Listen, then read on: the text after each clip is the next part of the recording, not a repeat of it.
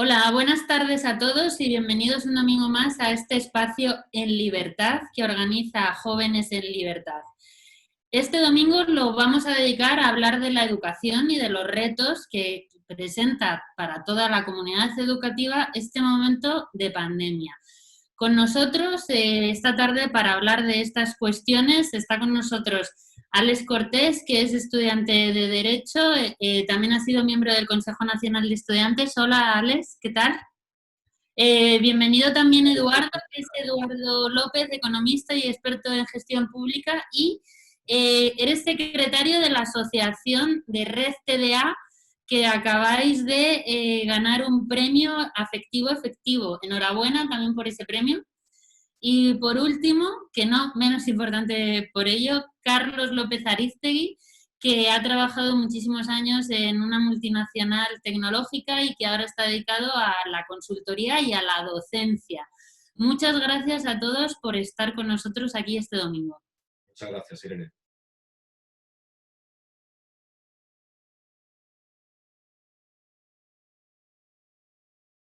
Me gustaría empezar hablando que esta semana ha sido el Día de la Ciencia y parece que la ciencia y la educación como que no lo relacionan mucho, no solamente los ciudadanos, sino por desgracia las administraciones públicas, hasta el punto que ya el Ministerio de Universidades está separado del Ministerio de Ciencia. Pero de esto hablaremos posteriormente sobre los retos que presenta esta nueva situación a nivel tecnológico para la educación online, las ventajas y desventajas, hablaremos de ello, las desigualdades que ha aflorado, la necesidad de tener que formarnos a distancia y también veremos pues qué retos se presentan relacionando la educación y el empleo. Pero si me permitís que mencione otro hecho que también ha tenido lugar esta semana, que es una nueva ley de educación. Ha llegado esta semana al Congreso, ha pasado el trámite de las enmiendas a la totalidad. En un momento en el que todavía no se ha finalizado un estado de alarma, que estamos en una situación, digamos, de incertidumbre por parte de todos, llega una ley de educación que necesitaría tener vocación que durase para varias generaciones, llega en un momento excepcional y al parecer no llega con el acuerdo necesario, puesto que vuelve a partir no solamente el Congreso, parte una vez más la sociedad civil y hay mucha queja por parte de los sectores educativos debido a los fuertes sesgos ideológicos de la misma. Vamos a mencionar, por ejemplo, que esta ley de educación, la ley CELA, que también quiero mencionar, que aunque sea una nueva ley de educación, no es nueva. Vino al Congreso el día en el que el presidente del Gobierno convocó elecciones, allá en el 2019. Lo digo por si alguien se había despistado creyendo que esta ley de educación venía a responder para tanto los retos que nos ha surgido a raíz de la pandemia o a resolver estos problemas. No, es una ley construida previamente a esta situación. Bueno, pues una de las cosas que viene a introducir esta ley de educación es que no a introducir, sino viene una vez más, deja en las comunidades autónomas, por ejemplo, la libertad de establecer el porcentaje de horas que se van a estudiar en español en las escuelas, lo que viene a traducirse que unos gobiernos nacionalistas con un proyecto etnolingüista pues son las que van a decidir las horas en español en la escuela, viene a establecer esto. Pero si esto no fuese suficientemente poco, también esta ley de educación viene a crear una fricción en la comunidad educativa entre la escuela pública y la escuela concertada. Y además, en una disposición adicional cuarta, viene a establecer la base para que la escuela de educación especial desaparezca en pocos años. Digamos que la polémica está servida en algo que debería de tener un consenso bastante amplio. Espero que en la tarde de hoy nosotros podamos sí presentar propuestas y hablar de cosas que sí les interesan tanto a los estudiantes, padres y profesores. Eduardo, ¿cómo ves tú este tema, que las escuelas de educación especial con esta reforma estén abocadas a su desaparición? En primer lugar, gracias por esta oportunidad y Tú no puedes meter en una pecera tiburones, a peces, a tigres y a leones. Cada uno está en su hábitat. Cada uno está en su hábitat, ¿no? Entonces creo que es fundamental hacer un programa para futuro, de aquí a 20 años, no un programa cada año o cada gobierno del color que sea decida cambiar a su gusto, como bien has dicho, el etnolingüismo. Si vamos a tener en cuenta el etnolingüismo, para ello tenemos un problema, porque al fin y al cabo lo que buscamos es que nos aprueben los votos. Habría que hacer un pacto de cohesión, de estructural, no coyuntural, a largo plazo, sobre todo para, de alguna manera, que una persona que estudie en un lado o tenga unas dificultades no le sea un problema que sea en Cataluña o sea en Castilla-La Mancha o sea en Andalucía, que todos tengan las mismas oportunidades. Principalmente yo diría que eso es lo que hay que hacer. Entonces esto lo veo, pues diciéndolo, me parece de poca altura de miras esta situación, de esta manera. Gracias, Eduardo. Carlos. Vamos a ver, yo creo que España, uno de los principales temas, que asignaturas pendientes que tenemos como país es realmente tener un acuerdo en cuanto al modelo educativo, un acuerdo no pensando en los próximos 4 años, sino en los próximos 40 años, ¿no? Cosa que han podido hacer otros países y nosotros, desafortunadamente, no hemos sido capaces, ¿no? Entonces yo creo que aquí se requiere realmente un pacto amplio donde, aparte de poder estudiar la lengua materna de cada uno, respetando, por supuesto, las diferentes lenguas de las comunidades autónomas, o sea, hay que pensar realmente en la formación de las nuevas generaciones y en la empleabilidad de las nuevas generaciones. Y esto hablando en términos generales. Y en cuanto al tema de la educación especial, pues creo que, pues mi opinión es todo lo contrario de lo que están haciendo. Habría que reforzar realmente el recorrido, ¿no?, para la gente que necesita, digamos, atención especial, dado que, pues yo sinceramente no veo que llevándolos a las mismas aulas que el resto de los alumnos, pues al final esta gente pueda tener, digamos, el apoyo y el recorrido desde el punto de vista, digamos, de conocimientos y de habilidades que necesitan, porque lógicamente por las circunstancias que tienen, pues lógicamente requieren una metodología totalmente diferente. Por lo tanto, creo que es contraproducente para ellos.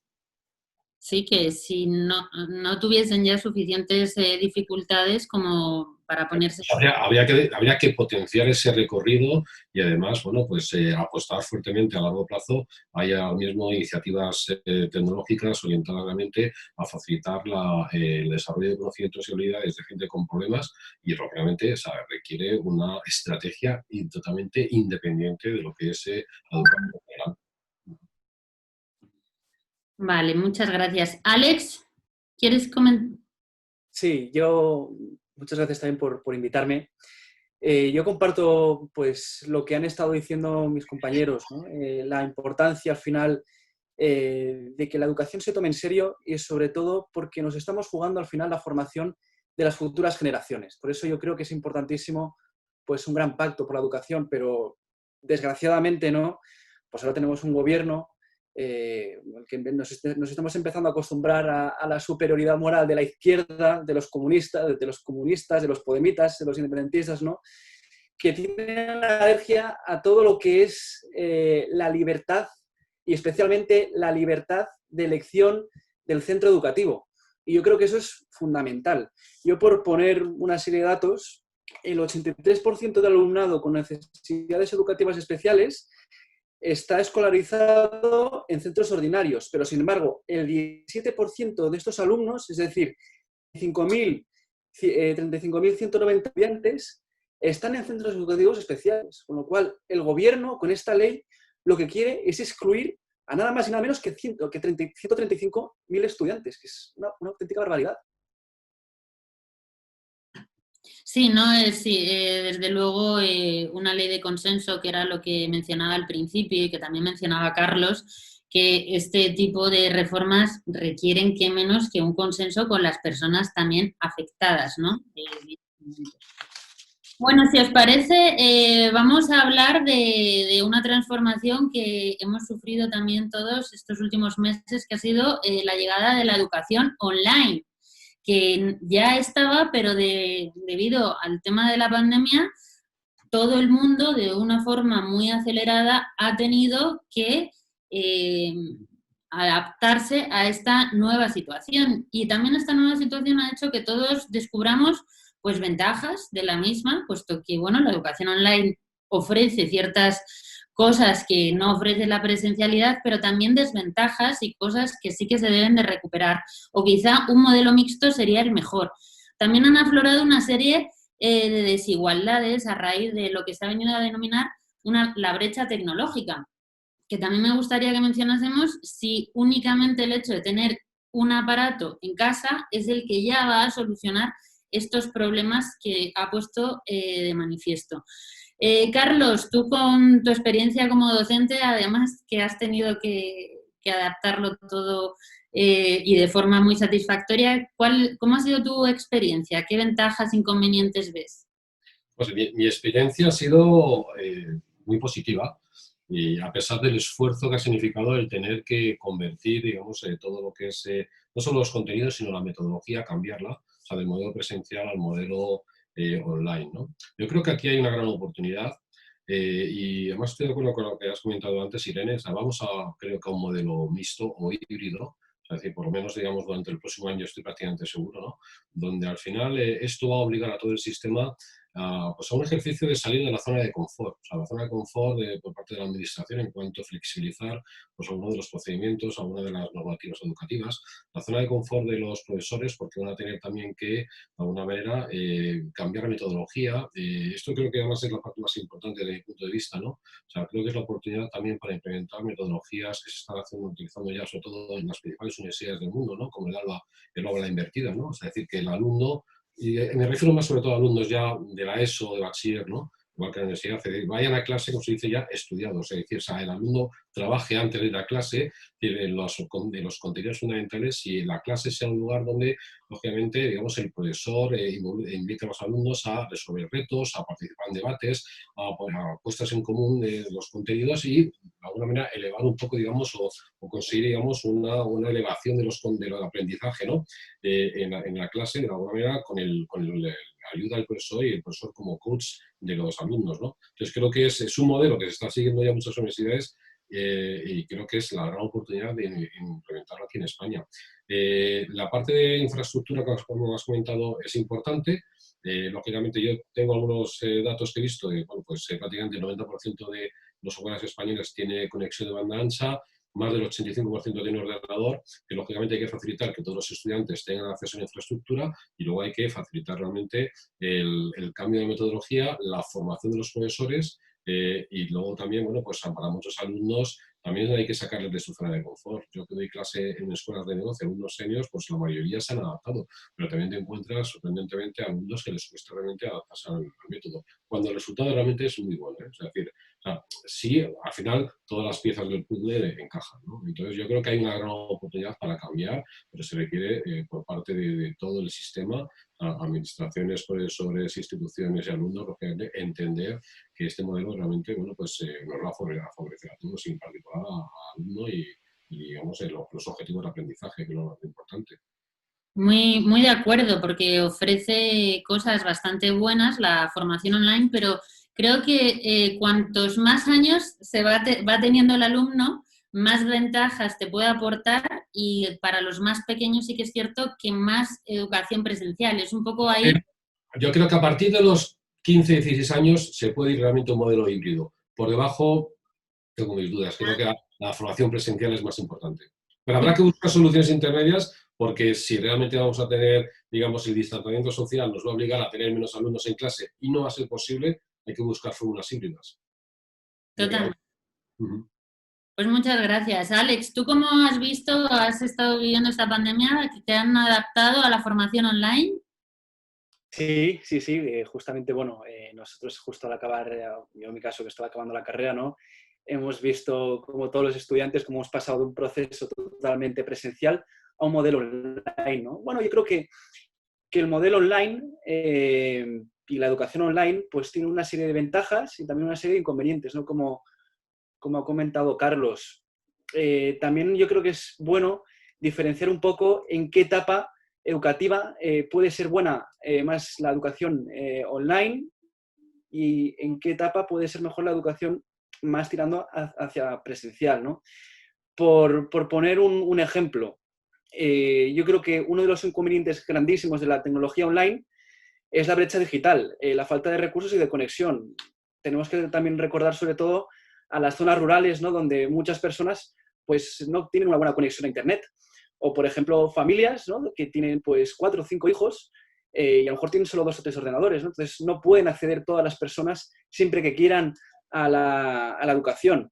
Pero bueno, yo creo que también hay una serie de ventajas, ¿no? Porque primero y lo más importante, no se ha aparcado la educación. Es decir, las personas han podido continuar dentro de las posibilidades, lógicamente, pues toda su formación. Luego, y yo creo que es fundamental, ha habido una actualización de la docencia, que yo creo que era una asignatura pendiente en la educación. Con estas nuevas plataformas, los profesores, habían pues una gran parte de profesores, ¿no? Pues que se tenían que actualizar con el tema online. Y se ha hecho, ¿no? Yo creo que se ha dado un salto muy importante, pero sin embargo yo creo que hay que perseverar muchísimo, ¿no? En todos los inconvenientes. Muchas gracias, Alex. Y tú, Eduardo, ¿cómo ves el tema de la brecha digital y de la formación online para la gente que tiene quizá necesidades especiales? ¿Son más ventajas o son más inconvenientes? En primer lugar, yo creo que lo que hay que hacer es darle gracias al presidente de Telefónica, a Payete, porque fue el que puso en 2013 la fibra óptica. Eso ha potenciado que seamos el 4.º país del mundo después de Singapur, Corea del Sur y Japón, que tengamos fibra óptica a nivel mundial. Eso es algo que fue previsor, ¿no? Y que gracias a eso nosotros hemos podido estar al tanto. Para ello hay una gran brecha, bien como decía Carlos, lo que hay que hacer es ir a un modelo futuro, sobre todo a los chavales de 15, 16, 17. ¿Por qué? Porque yo hablaría más de un modelo de 2 a 3, un modelo de ecologista, por así decirlo, del campo, ¿no? Como Darwin se conoció a los animales, ¿no? Que creo que es, hoy en día, pues creo que es fundamental, pues eso, la emotividad, la humanización y sobre todo el tener el contacto con la naturaleza, que creo que es lo que le está faltando mucho a los jóvenes de hoy en día. Yo vengo de la Castilla-La Mancha y allí pues tenía más contacto con la naturaleza, ¿no? Por así decirlo. El poder ir más a eso, ¿no? A esa forma lúdica, esa forma de estudiar no solo en los libros, sino que inspire, que emocione, como decía Cristian Gálvez en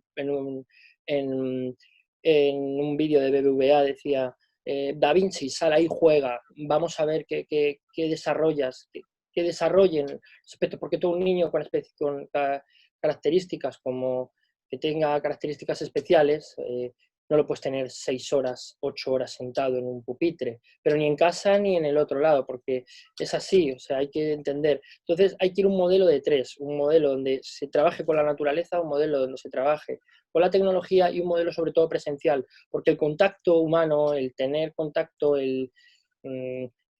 como decíamos, yo hablaba hace poco, ¿no? De pequeño te mandabas notitas para hablar, hoy en día se ha perdido eso, ¿no?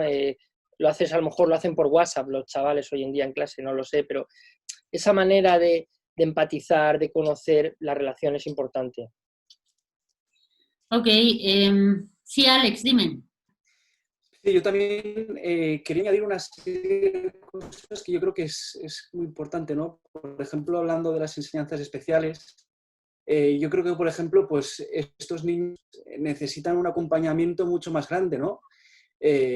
Porque si no se pueden quedar atrás. Y yo creo que justamente habría que tener una adaptación en relación con la educación online y con la educación presencial. Yo creo que sobre todo lo más importante es que la educación afectiva, es decir, que todo el trato humano que se tiene con los niños, que yo creo que es fundamental, que no se pierda, ¿no? Esa puede ser la gran tentación con la educación online. Yo creo que ahí pues, los profesores tienen que tener una gran formación para continuar tutorizando, ¿no? A todas esas personas durante todo su recorrido.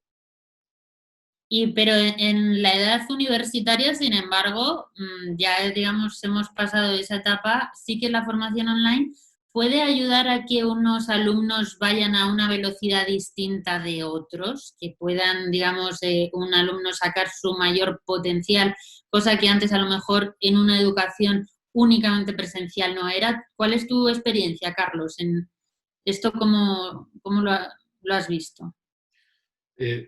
Vamos a ver, yo lo que he visto es, o sea, al final lo importante, como decía antes, o sea, son los objetivos de aprendizaje. Es decir, y lo que hay que hacer es realmente, o sea, no pensar, digamos, en un método, en un sistema donde vamos a clase nosotros como profesores a enseñar a los alumnos unos contenidos para que luego ellos tengan que pasar un examen y se lo aprueben o no aprueben, ¿no? Es decir, lo que tenemos que hacer es, lógicamente, cuáles son los objetivos de contenido, de aprendizaje que esperamos tener, ¿no? Y entonces el canal online, el medio online, lógicamente lo que tenemos que hacer, pues no deja de ser un medio, es ver cómo podemos utilizarlo, cómo podemos de alguna manera, qué particularidad tienes para poder realmente trabajar con los alumnos para conseguir esos objetivos, ¿no? Y entonces yo lo que he visto es, por ejemplo, que se puede fomentar más que en presencial, claro, en presencial también se puede hacer, pero hemos aprovechado esta oportunidad para fomentar, por ejemplo, los trabajos y las discusiones en grupo, adentro, digamos, de trabajando online. Es decir, en esta misma plataforma en Zoom tú puedes organizar grupos de alumnos donde ellos se debatan entre ellos, lleguen a conclusiones y luego los diferentes grupos con sus conclusiones debatan entre sí. O estamos fomentando nuevas maneras de aprender, digamos, como se dice, digamos, practicando. O sea, practicando, debatiendo los conocimientos, haciendo de alguna manera reflexiones en equipo y confrontando ideas unos contra otros, ¿no? O esto permite un mayor aprendizaje por parte de los alumnos, porque en el modelo tradicional de que llega el profesor, cuenta en clase la teoría o ponen algunos ejercicios, etcétera, etcétera, hemos visto que muchas veces no dan los resultados que se esperan en cuanto a objetivo de aprendizaje, pero cuando el alumno se involucra, cuando el alumno realmente empieza a hacer cosas en clase, en este sentido, pues discusiones entre grupos, resuelven problemas, lo presentan las conclusiones, otros les rebaten, pues todo esto al final lo que hace realmente, digamos, es acelerar el proceso de aprendizaje y nos está ayudando. Y lo que yo como profesor, lo que estoy viendo es que cuando volvamos a clases presenciales, muchas de las prácticas que hemos hecho ahora forzados, las voy a llevar también al mundo presencial porque ayudan a conseguir los objetivos de aprendizaje. Esto era también una cosa que os quería preguntar porque parece que al principio la educación online era como algo transitorio, ¿no? Como una especie de tirita para pasar esta época, pero viendo cómo ha ido evolucionando, que también al cambiar la forma de enseñar las cosas acabas estableciendo un sistema educativo distinto con otras ventajas. Cuando ya haya una vacuna, ¿creéis que esto va a seguir presente? Yo creo que sí. Yo creo que de alguna manera, digamos, este modelo que acabamos de arrancar un poco, digamos, forzado por la situación, o sea, es decir, es un modelo híbrido, no sé si sea un 70-30, un 60-40, 50-50, es el que va a perdurar. Y lo estoy viendo, estoy leyendo algunos artículos que vienen de Harvard, de Oxford, todas las grandes universidades están apostando por esta metodología.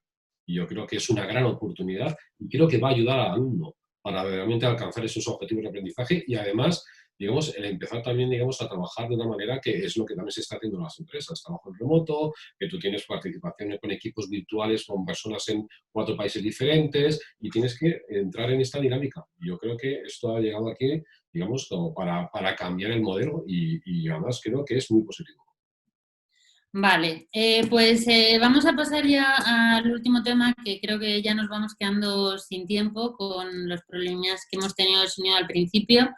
Y bueno, tanto que estamos hablando de una nueva educación que se soporta en una nueva tecnología, bueno, pues parece que puede ser quizá una buena idea formarnos en esa tecnología y no ser meros usuarios de la misma, sino participar en la creación de la tecnología que va a hacer este soporte, que esto ya no es a nivel nacional, sino a nivel mundial. Si ya estábamos antes del momento de la pandemia en una necesidad de desarrollo tecnológico, de formarnos desde muy tempranas edades en robótica, en programación, en aptitudes para poder estudiar carreras de ingeniería y de tecnología, ahora ya parece que el mundo va a cambiar de forma irreversible y que las administraciones públicas parece que siguen sin tener en su agenda la formación en tecnología. ¿Para qué? Pues para que la educación pueda proporcionarte un buen empleo, que al final es de lo que se trata. Que educación, si se separa de ciencia, educación, si se separa de empleo, pues al final efectivamente parece que la educación es un lugar donde te acabas entreteniendo. Y debería de ser, yo me voy a formar para poder tener un buen empleo. Bueno, pues ¿por qué no por qué no está en la agenda esto de introducir ya la tecnología de una forma innegociable por parte de todos. ¿Cómo veis vosotros el tema de la educación, empleo y la tecnología? ¿Quién quiere empezar? Alex, ¿empiezas tú? Vale, perfecto. Bueno, dos cosas aquí. Es decir, yo creo que es importantísimo, ¿no? Lógicamente, la formación profesional. Sí, pero cuidado también. No tenemos que descuidar que estamos formando a personas. Y por lo tanto, el factor humano yo creo que es fundamental. El formar a personas en una educación yo creo que es la clave del éxito. Porque si solo formamos a profesionales y no formamos a personas, pues vamos a un modelo que a mí no me acaba de gustar. Punto número 1. Punto número 2. ¿A qué te refieres con esto de formar personas? Pues formar en todos los valores y principios, ¿no? Es decir, a que una persona, aparte de ser un buen profesional, también sea una buena persona. Es decir, pues todos los valores relacionados con que las personas pues Sí, formar en valores y no solamente de contactos éticos, etcétera. Epa, se ha cortado, nada. Bueno, y también decía que lógicamente el tema de la tecnología yo creo que es fundamental y que lógicamente los estudiantes, cuanta más edad tengan, lógicamente más autonomía tienen, y cuanta más autonomía yo creo que mayor acceso pueden tener a una educación online. Y yo creo que este modelo presencial y también online, yo creo que es un modelo de éxito. Muchas gracias, Eduardo. A ver, primero hay que, lo que hablabas antes tú del endolingüismo y de las políticas educativas, es el problema yo creo que hay en todo esto, ¿no? Que no hay una forma de estructurar lo que es el problema. ¿En qué sentido? Ahora mismo, si miramos el informe PISA 2018, hay comunidades con otras que se diferencian en 30 puntos. Según la OCDE, 30 puntos de diferencia se entiende como un curso perdido. Hasta el momento que era lo que decía al principio de todo, no haya una cohesión, no haya una unión, pacto de Estado, me da igual, colores, me da igual. O sea, mirar a futuro, a altura de miras, luces largas, entonces aquí no se va a hacer nada, porque vamos a mirar ¿a qué? Al cortoplacismo. Es como la chuleta, como el estudiante cuando mira la chuleta. ¿Por qué? Porque dice, voy a aprobar el examen. Hay que no aprobar el examen, hay que aprender. Hablaba antes de la Universidad de Oxford. Yo estudié allí inglés, y de razón no en la universidad, estudié allí inglés y estuve en la universidad, me llamó la atención la manera de la cual hacían las cosas. Pionera, tanto ella como Harvard. Punto número 1, no es la clase presencial igual. Si no sacas más de un 6, estás suspenso. ¿Qué estás valorando ahí? El mérito. Hoy en día no se está haciendo eso, ¿no? Se está buscando aprobar, pasar, y entonces creo que hay que cambiar el modelo. Por mucho que lo querramos hacer, o ponemos bases, que la educación es la base de toda economía, o si no, es como hablar de papel mojado, a mi entender. Vale, gracias, Eduardo. Y Carlos, educación y empleo. Vamos a ver, o sea, el futuro está en manos del hombre y de las máquinas, de la colaboración entre el hombre y las máquinas. Es decir, la inteligencia artificial y todo lo que, bueno, pues las diferentes tecnologías que subyacen, digamos, esta nueva tendencia, como el Big Data,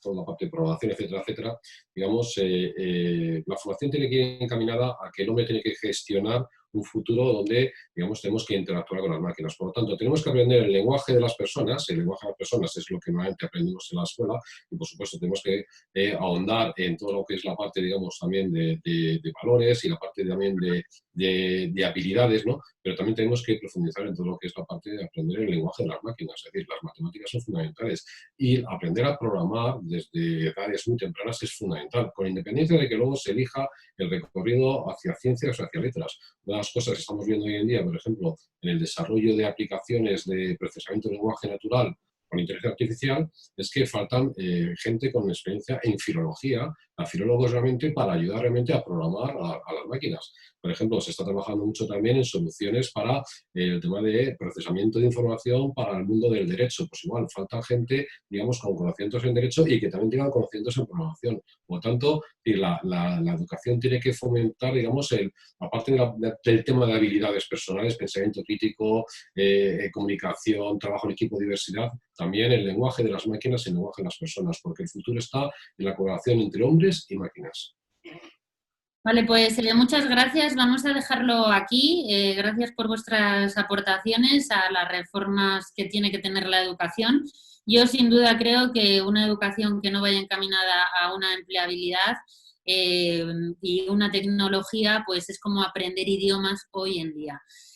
Muchísimas gracias a todos, a Alex, Eduardo y Carlos por estar aquí, y a todos espero que también os haya sido una tarde fructífera con nosotros, hablando en libertad. Muchas gracias a todos. Muchas gracias, Irene. Muchas gracias, Alex y Eduardo.